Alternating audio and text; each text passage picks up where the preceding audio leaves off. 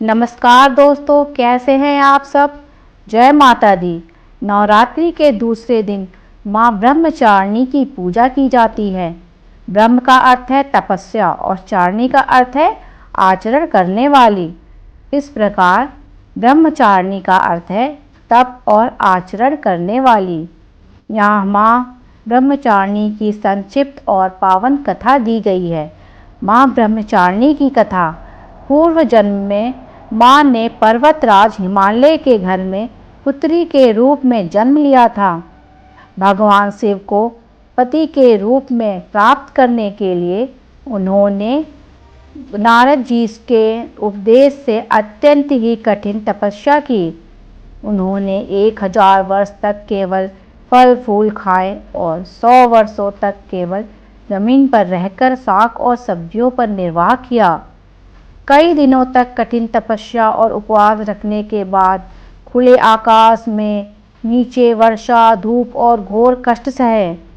इसके बाद उन्होंने सूखे हुए बेलपत्र भी खाना छोड़ दिया, जिसके कारण उनका एक नाम अपर्णा भी पड़ा।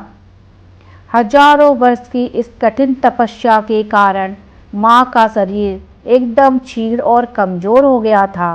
उनकी यह दशा देखकर उनकी माता मैना अत्यंत दुखी हुई और उन्होंने उन्हें इस कठिन तप से रोकने के लिए आवाज़ दी, उमा। तब से देवी का एक नाम उमा भी हो पड़ गया। उनकी इस महान तपस्या से तीनों लोकों में हाहाकार मच गया।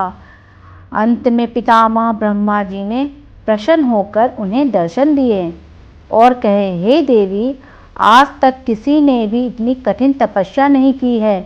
तुम्हारी मनोकामना पूर्ण होगी और महादेव तुम्हें पति के रूप में अवश्य प्राप्त होंगे। बाद में भगवान शिव ने उन्हें अपनी अर्धांगिनी के रूप में स्वीकार किया। माँ ब्रह्मचारिणी के दाहिने हाथ में जप की माला और बाएं हाथ में कमंडल होता है। वे श्वेत वस्त्र धारण करती हैं और अत्यंत ही शांत और सौम्य दिखती हैं। प्रेरणा। माँ का यह स्वरूप हमें यह सिखाता है कि जीवन के कठिन संघर्षों में भी मन विचलित नहीं होना चाहिए। तपस्या, त्याग, वैराग्य और सदाचार से ही सफलता प्राप्त होती है।